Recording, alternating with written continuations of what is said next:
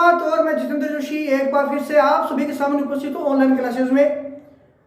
पिछली क्लास में हमने उत्पादन के विभिन्न साधन उनके प्रकार किए थे पिछली 2 कक्षाओं में लगातार। पहली कक्षा में 2 और दूसरी कक्षा में 3 प्रकार हमने किए। अब जब हम उत्पादन के अवधारणा से संबंधित करने वाले हैं टॉपिक्स, तो आप वीडियो को अंत तक देख लाइक शेयर करना न भूलें। और यदि अभी तक आपने चैनल को सब्सक्राइब नहीं किया है तो चैनल को सब्सक्राइब भी करें और के बेल आइकन को प्रेस कर लें ताकि आपको चैनल से जुड़ी हुई सभी नोटिफिकेशन मिलते रहें। तो चलिए शुरू करते हैं आज का वीडियो, उत्पादन की अवधारणा। और इसे लाइक करना न भूलें। उत्पादन करने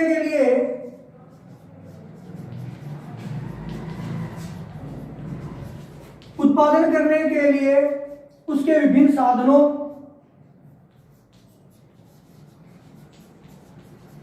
में कमी या वृद्धि की जाती है।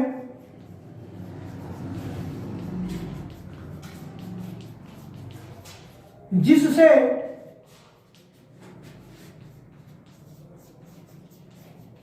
उत्पादन में भी कमी या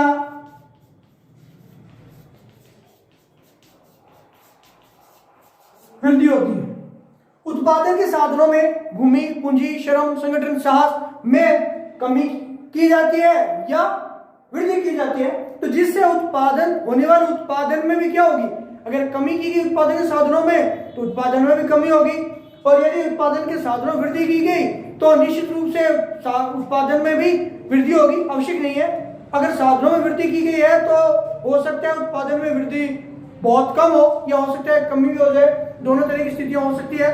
तो उत्पादन निर्भर करता है उसके साधनों में की जाने वाली कमी या वृद्धि पर। अब ये उत्पादन की अवधारणाओं में इसके साधन क्या क्या है। सबसे पहले हम बात करते हैं कुल उत्पादन की। टोटल प्रोडक्शन, इसे जो है वो टीपी के द्वारा शो किया जाएगा। इन 3 साधन होते हैं, एक कुल उत्पादन, औसत उत्पादन और सीमांत उत्पादन। इनको हम 3 अलग अलग क्लासेस में करेंगे, 3 वीडियो में करेंगे। पहले वीडियो हम केवल इसके अर्थ और इसके सूत्र ही करने वाले हैं, तो आप इनको ढंग से समझ लें। नेक्स्ट वीडियो में से जुड़े हुए तालिकाएं और डायग्राम्स करेंगे। तो पहले हम बात करते हैं कुल उत्पादन की कि कुल उत्पादन क्या होता है। तो कुल उत्पादन को जो है वो हम 2 अर्थों में ले सकते हैं। जो सरल अर्थ है उसमें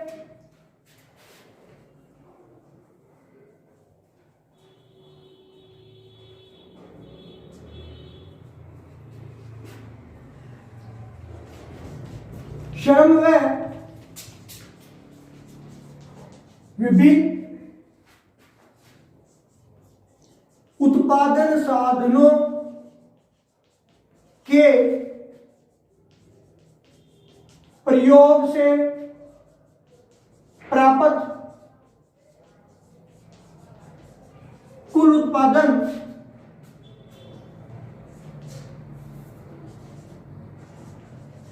कहलाता है। आप श्रम और विभिन्न तरह के साधनों का प्रयोग कर जो भी उत्पादन प्राप्त करेंगे उसकी कुल मात्रा जो है वो क्या कहलाती है, कुल उत्पादन कहलाती है। कुल उत्पादन को हम 2 माध्यमों से प्राप्त कर सकते हैं। Number 1 sigma MP. एमपी का मतलब है सीमांत उत्पादन, यानी कि जितने भी सीमांत उत्पादन है उनका योग कुल उत्पादन के बराबर होता है। दूसरा तरीका होता है एपी गुणा एल। एल का मतलब है यहाँ पे लेबर। पिछले वीडियो में बात की थी श्रम के बारे में। तो लेबर यानी कि औसत उत्पादन, एपी मतलब औसत उत्पादन को अगर आप श्रम की प्रति इकाई से गुना करते जाते हैं तो आपको कुल उत्पादन प्राप्त हो जाता है। हमारे लिए यहाँ एक इजी बात यह है कि अब परिभाषा अगर हमें याद नहीं है और दोनों सूत्र अगर हमें याद है तो इन सूत्रों के आधार पर हम इसकी परिभाषा बना सकते हैं। यानी कि कुल सीमांत उत्पादन का कुल योग कुल उत्पादन कहलाता है, या औसत उत्पादन को श्रम की इकाइयों से गुना करने पर प्राप्त होने वाली इकाइयां क्या कहलाती है, कुल उत्पादन कहलाती है। इसका स्क्रीनशॉट ले लीजिए। फिर दूसरा और तीसरा प्रकार करते हैं।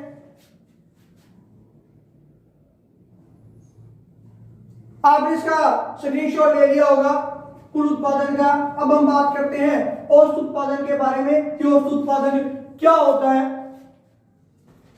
एपी नंबर 2, औसत उत्पादन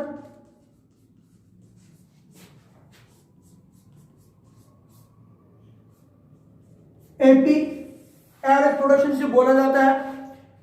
कुल उत्पादन जो है पर निर्भर करता है हमारा औसत उत्पादन। होने वाले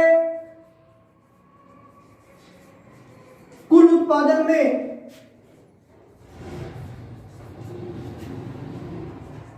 श्रम की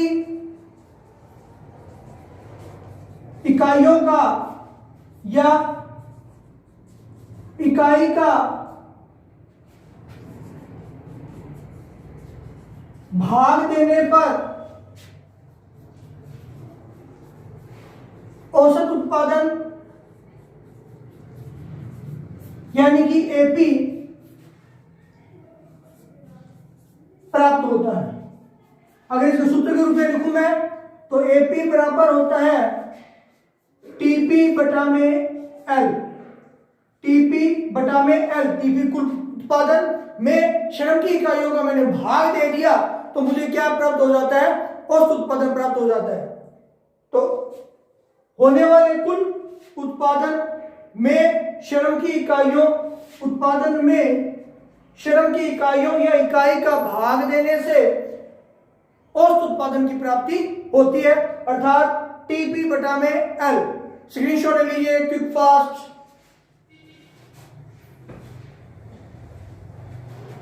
बात करते हैं नंबर 3 सीमांत उत्पादन की। एमपी से बोला जाता है, मेंबर ऑफ पार्लियामेंट नहीं है, मार्जिनल प्रोडक्शन है एमपी का मतलब।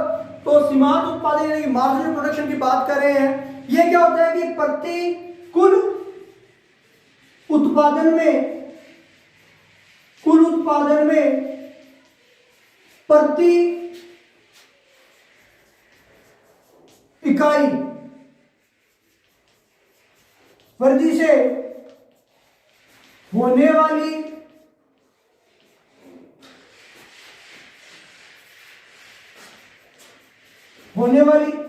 अतिरिक्त वृद्धि या कमी क्या कहलाती है? सीमांत उत्पादन कहलाती है। यानी कुल उत्पादन की प्रति इकाई उत्पादन में जो वृद्धि होगी या कमी होगी वो क्या कहलाएगा? सीमांत उत्पादन कहलाएगा। इसे दो रूप में शो आउट किया जाता है कि MP is equal delta TP बटा में डेल्टा एल। डेल्टा का मतलब यहां पर परिवर्तन से संबंधित है कि जो परिवर्तन हुआ है उसकी बात की जा रही है। तो कुल उत्पादन में प्रति इकाई हुआ परिवर्तन और प्रति इकाई लेबर में हुए परिवर्तन को जब इसे भाग दे दिया जाएगा तो कुल उत्पादन प्राप्त हो जाएगा।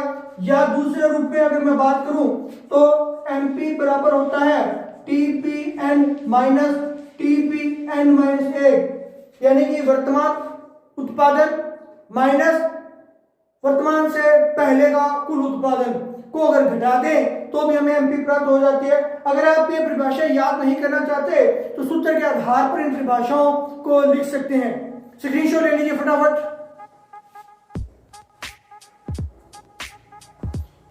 स्क्रीनशॉट ले लिया होगा आपने, तो आप इसी तरीके से हमारे साथ बने रहे। आपका दिन शुभ रहे। जय हिंद, जय भारत।